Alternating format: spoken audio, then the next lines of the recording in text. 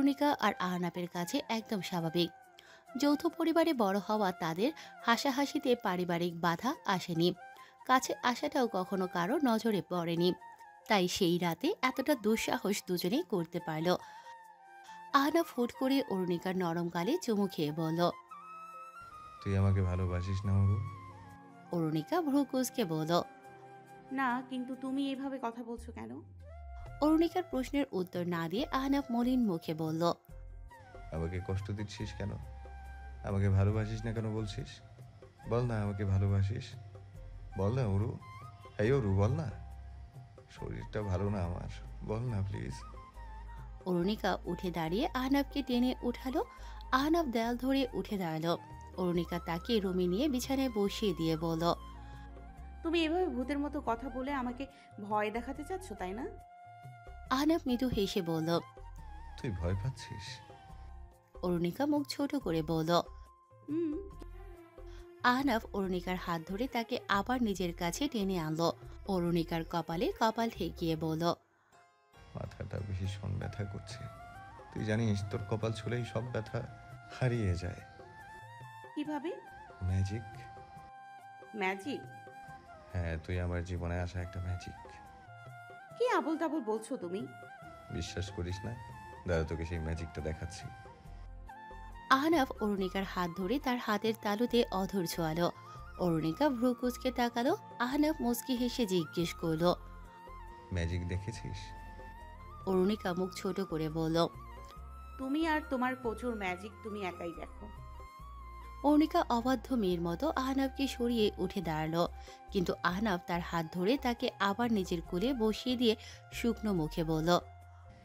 তুই আমাকে ভালোবাসলে আমি তোকে সব এনে দিব, যা বলবি সব। অরুণিকা ঠোঁট বাঁকিয়ে বলল। তুমি কচু আনবে? আহনাফ বিরক্ত মুখে বলল।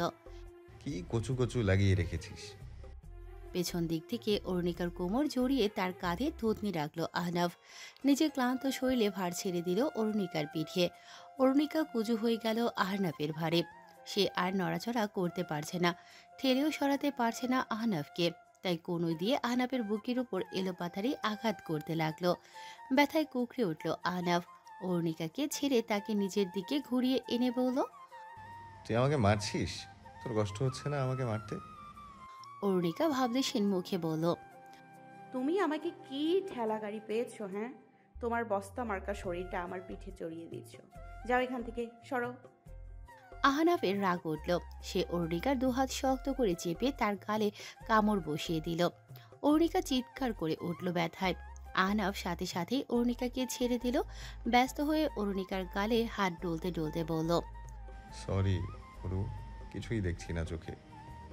অরুণিকা কাঁদো কাঁদো কণ্ঠে বলল। চাচিকে বলে দিব আমি, তোমার গালে কামড় বসিয়ে দেবে এইভাবেই। আমার সাথে শয়তানি করছো? সরো তো, ভালো লাগছে না তোমাকে, মিথ্যুক একটা। বলে কি চোখে দেখছে না? মিথ্যা কথাও বলতে জানে না।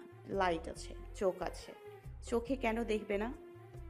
আহনাফ অরুণিকার লাল হয়ে যাওয়া গালে তার অধর ছোঁয়ালো। এরপর অরুণিকার চোখের দিকে তাকালো। সেই চোখে আহনাফ ভালোবাসা খুঁজে পেল না, উল্টো অভিমান দেখতে পেল। এত স্পর্শ করার পরেও তো অরুণিকা তার ভালোবাসা বুঝলো না। তাহলে ইসমাম কেন বলল অরুণিকার কাছে আসলেই সে তার ভালোবাসা বুঝবে? আহনাফ নিজের কপাল চেপে ধরল। অরুণিকা ধীর পায়ে বিছানা থেকে নেমে পড়তে হুট করে আহনাফ তাকে টেনে আবার তার মুখোমুখি বসিয়ে দিল। বেশ কিছুক্ষণ স্থির দৃষ্টিতে তাকিয়ে রইল অরুণিকার দিকে। আহনাফের এমন চাহনিতে বেশ ভয় পেল অরুণিকা। সে নিজেকে অল্প অল্প করে আহনাফের কাছ থেকে দূরে সরাতে লাগলো। আহনাফ দ্রুত ঘুচিয়ে হুট করে অরুণিকাকে জড়িয়ে ধরে তার উপর শরীরের ভার ছেড়ে দিল। জ্বরের তেজ বাড়ল তার। ক্লান্ত শরীরটা অরুণিকার ছোট্ট শরীরের সুখ খুঁজতে লাগলো ব্যস্ত হয়ে। নিজের উপর নিয়ন্ত্রণ হারিয়ে ফেলল আহনাফ। আহনাফের অধরের স্পর্শ পেতে লাগলো অরুণিকার অধর, গাল আর গলা। অরুণিকা বেশ কিছুক্ষণ হাতাহাতি করে একসময় শান্ত হয়ে গেল। তবে অনাকাঙ্ক্ষিত কিছু ঘটল না। তার আগেই তাদের রুমের বাইরে এসে দাঁড়ালো তাদের বাড়ির কাজের লোক। সেই গ্রামেরই মেয়ে সে। তারা বাড়িতে এলেই মেয়েটা কাজ করতে আসে। সে রুমের বাইরে দাঁড়িয়ে ভেতর থেকে শব্দ শুনে দরজা খুলে দেখলো আহনাফ অরুণিকার অধর ছুঁয়ে দিচ্ছে। মেয়েটা এমন দৃশ্য দেখে চেঁচিয়ে উঠল। অরুণিকা ফ্যাল করে তাকিয়ে রইল মেয়েটির দিকে। মেয়েটি মুহূর্তেই চেঁচামেচি করে পুরো গ্রাম মাথায় তুলল। চৌধুরী পরিবারের ছেলে মেয়ে রোম বন্ধ করে কি না কি করছে। এমন অপ্রীতিকর কথা মোটেও শোভাজনক ছিল না বড়দের কাছে। অরুণিকা মায়ের হাতে চড় খেলো বেশ কয়েকটা। আহনাবকে বাবা চাচারা মিলে পিটিয়েই শান্ত হলো। শিরিন সুলতানা সবাইকে শান্ত সুরে বোঝালেন ছেলে জ্বর উঠেছে, তার ছেলের কোনো হুঁশ জ্ঞান নেই, সব দোষ অরুণিকার। কিন্তু অরুণিকার বয়স কম হওয়ায় সবাই আহনাবের উপরই দোষটা চাপিয়ে দিচ্ছে। তবে মূল অপরাধী তো বাড়ির বড়রা, তাদের ভুলটা কেউ চোখে আঙুল দিয়ে দেখিয়ে দিল না।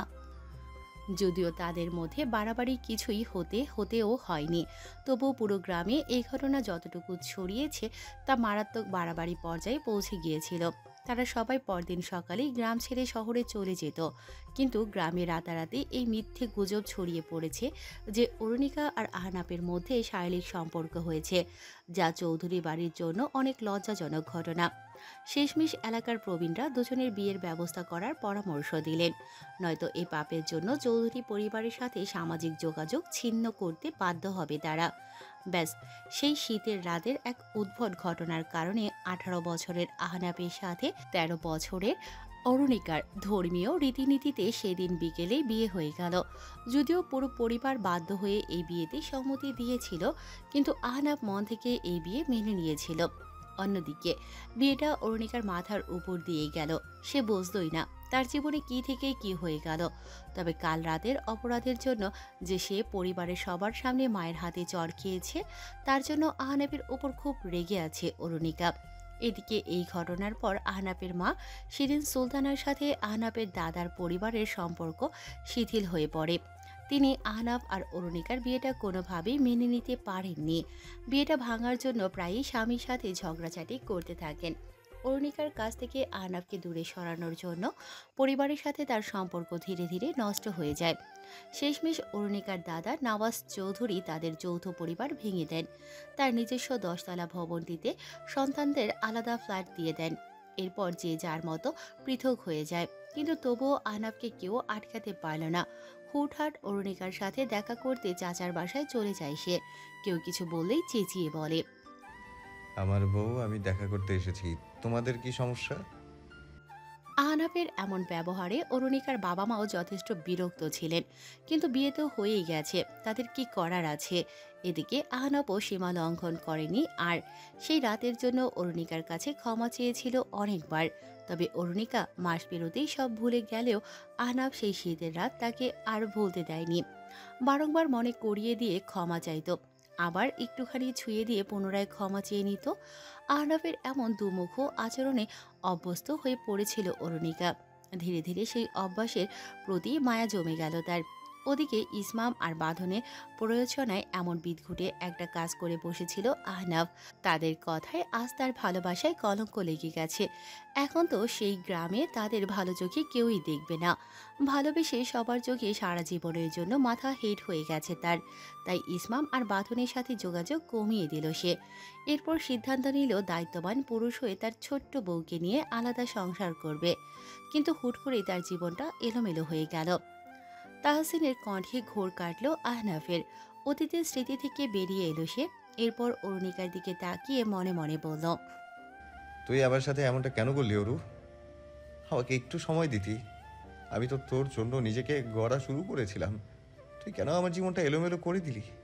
আমাকে সেই শীতের রাতের শাস্তিটাই দিয়েছিলি, তাই না? আমিও তোকে ছাড়বো না। যেই কলঙ্ক ঘুচে দেওয়ার জন্য আমি সব চেষ্টা করতে চেয়েছিলাম, সেই কলঙ্ক দিয়েই তোর সব হিংসে আমি কুড়িয়ে দেব। আমার কাছের মানুষকে আমার কাছ থেকে কেড়ে নেওয়ার শাস্তি আমি তোকে দেবই। আমি তোকে কখনো মাফ করবো না অরু। শূন্য দৃষ্টিতে আকাশের দিকে তাকিয়ে আছে তাহমিদ, হাতে একটা নীল ডায়েরি। ডায়েরির পৃষ্ঠা ফাঁকা, হাতে থাকা কলমে কালি নেই। তবুও সে একটু পরপর শূন্য দৃষ্টি ডায়েরিতে নামিয়ে সাদা পৃষ্ঠায় খালি কলম দিয়ে কি যেন লিখছে। কালি না থাকায় সাদা পৃষ্ঠায় কোনো দাগ পড়ছে না। তুর্য ছাদে উঠে তাহমিদের এমন উদ্ভট কর্মকাণ্ড দেখে দীর্ঘশ্বাস ফেলল। তাহমিদ পাশে কারো উপস্থিতি পেয়ে ডায়েরিটা বন্ধ করল। তুর্য বুকে হাত গুজে বলল, কিছু তো লিখলে না। তাহমিদ মৃদু হেসে বলল, যার দেখার সে তো দেখছে। তুর্য তাহমিদের কাঁধে হাত রেখে বলল, মুভ অন করা উচিত তোর। যা সম্ভব না তাতে নিজেকে আটকে রেখে লাভ নেই। তাহমিদ তুর্যের দিকে তাকিয়ে ক্ষীণ হাসল। তুর্যের সেই হাসি সহ্য হলো না, মুখ ঘুরিয়ে নিয়ে বলল, তোদের লাইফে ট্রাজেডি দেখলে আফসোস হয় খুব। কেন যে তোদের সাথে বন্ধুত্ব হলো, তোদের জ্বালা নিজেও শান্তি পাচ্ছে না। এদিকে তুই কার যেন বসে আছিস, নিজেও জানিস না। ওদিকে আরাফ প্রতিশোধের নেশে নিজেকে চেঞ্জ করে ফেলেছে। ও নিজেও জানে না ও কে ছিল, এখন কি হয়ে গেছে। আর এদিকে আহনাফ ওর অবস্থা আরাফের মতো। টুইঙ্কেলের সাথে ওর আচরণ আমার মোটেও ভালো লাগছে না। যে ইনসিডেন্ট নিয়ে ও টুইঙ্কেলের সাথে রেষারেষি করছে, ওটা অনেক ভাবার বিষয়। আর ইভান তো অন্ধের মতো আহনাফকে সাপোর্ট করছে, আমার ক্লোজ ফ্রেন্ড, তাই আমি ওর পক্ষ নিচ্ছি। কিন্তু ইদানিং আমার টুইঙ্কেলকে দেখলেই মায়া লাগে। মেয়েটার সাইড তো কখনো শুনলামই না আমরা। এমনও তো হতে পারে ওসব সত্য বলেছে, কেউ যেন আছে যে সেই ইনসিডেন্টটা ঘুরিয়ে দিয়েছে। আহানাব কখনোই এমন করবে না। অরুকে পাগলের মতো ভালোবাসত ও। অরু আর ওর সম্পর্ক কেউ মেনে নেবে না। তাই কেমন বিশ্রী কাণ্ড বাদ দিয়ে বিয়ে করেছিল অরুকে। কিন্তু 5 বছর আগে সেই ইনসিডেন্টের পর হুট করে আহানাব চেঞ্জ হয়ে গেল। এখন তো ওকে দেখে মনেই হয় না ও অরুকে ভালোবাসে। শিরিন চাচি ওদিন কত কথা শোনালো অরুকে, কিন্তু আহানাবের একটু খারাপ লাগলো না। কি অদ্ভুত ছেলেটা। আমি চাই অন্তত সব আগের মতো হয়ে যাক, ওদের ডিভোর্স হোক। এটা আমি চাই না। টুইঙ্কেল চৌধুরী ম্যানশনে ফিরে আসুক, এটাই চাই। কিন্তু এটা তো তোর চাওয়ার কথা না। তোরা তো আর অরুকে পছন্দ করিস না। কারণ টুইঙ্কেল যেটা করেছে সেটা অনেক বড় অপরাধ ছিল। এর চেয়ে বড় অপরাধ আহনাফের সাথে করেছ। এতটুকু একটা মেয়ে এমন জঘন্য কাজ কিভাবে করতে পারলো? ক্লাস 9-এ পড়তো। এতটুকু একটা বাচ্চা মেয়ের মাথায় এমন চিন্তা আসেও বা কিভাবে? তাহমিদ উঠে দাঁড়িয়ে বিরক্তির সুরে বলল, তোর বেস্ট ফ্রেন্ডকে গিয়ে জিজ্ঞেস কর। ইচড়ে পাকা তো ও বানিয়েছিল অরুকে। সঙ্গ দোষেরও একটা প্রভাব আছে। তোর বন্ধুর মাথায় যে শয়তানি, আমার তো মনে হয় সব ফাতরামি ওরই ছিল। আই প্রমিস, যদি কখনো জানতে পারি অরুকে সেদিনও পাঠিয়েছিল, তোর বন্ধুর চেহারা পাল্টিয়ে দিব একদম। তুর্য ভ্রু কুচকে তাকালো তাহমিদের দিকে। তাহমিদও হনহনিয়ে ছাদ থেকে নেমে পড়ল।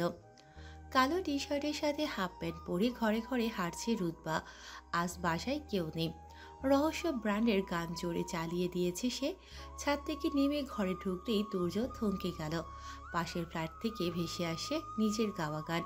কিছুক্ষণ দাঁড়িয়ে থেকে বেল চাপলো সে। রুতবা গানের তালে তালে লাফাচ্ছে আর ঘর পরিষ্কার করছে। বেলের শব্দ শুনে কাজ ফেলে লাফাতে লাফাতেই দরজার কাছে গিয়ে পিপ হলে তাকালো, দেখলো তুর্য দাঁড়িয়ে আছে। খুশিতে আধখানা হয়ে দরজা খুলে দিল সে। তুর্যকে দেখে হিতাহিত জ্ঞান শূন্য হয়ে ভুলেই গিয়েছে সে একটা হাফ প্যান্ট পরছে। তুর্য রুতবার দিকে স্তব্ধ হয়ে তাকিয়ে রইল। রুতবা মৃদু হেসে মাথা নিচু করতেই নিজের পায়ের দিকে চোখ পড়ল তার। নিজেকে দেখে লজ্জায় গাল লাল হয়ে গেল রুতবার।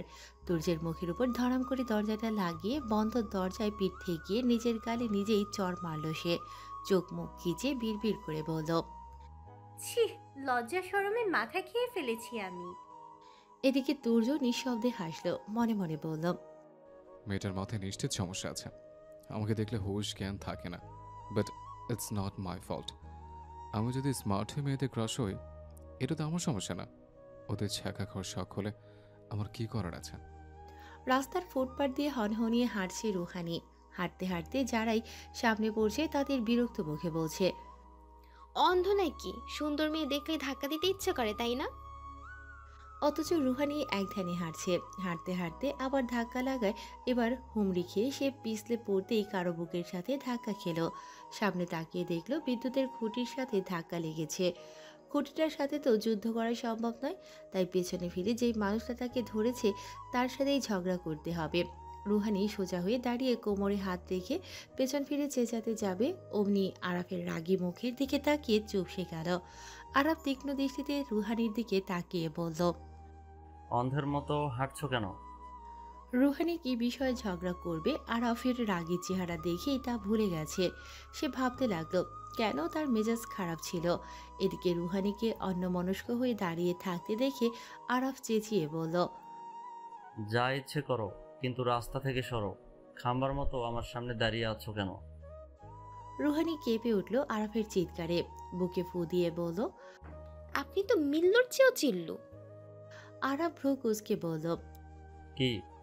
রুহানি আমতা আমতা করে বলল। মিল্লু, আই মিন মিলান স্যার, আমাদের কলেজের স্যার মিলান।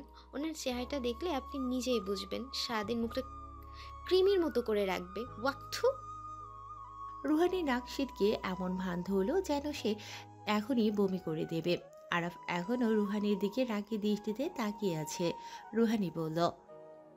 সেই মিলান স্যার অনেক চাচায়, তাই আমরা ওনাকে মিল্লুইস ইকুয়াল টু চিল্লু বলে ডাকি। এদিকে আপনি তো মিল্লু প্রো ম্যাক্স। হোয়াট? রুহানি আরাফকে শান্ত করিয়ে বলল। সরি সরি, আপনি তো আমার শ্রদ্ধেয় কাজিন ভ্রাতা, হোয়াট? মানে অরুণিকার ভাই, আমার কাজিন ভ্রাতা। এই উদ্ভট শব্দগুলো তুমি বানিয়েছো? রুহানি একগাল হেসে মাথা নেড়ে বলল। হ্যাঁ, সুন্দর না? আমাকে তো বাংলা একাডেমি থেকে পুরস্কার দেওয়া উচিত, তাই না? How funny. It's not funny, আমি সিরিয়াস। আরাফ চোখ ছোট করে বলল। রাস্তা ছাড়ো। রুহানি পেছন ফিরে এদিক ওদিক তাকালো, এরপর আরাফের দিকে চোখ ছোট ছোট করে তাকিয়ে বলল। আপনার কথাটার মানে কি? মানেটা কি? মানে রাস্তা ছাড়ো বললেন যে? বাংলা একাডেমি থেকে পুরস্কার নেওয়ার স্বপ্ন, অথচ বাংলা ভাষাই বোঝো না?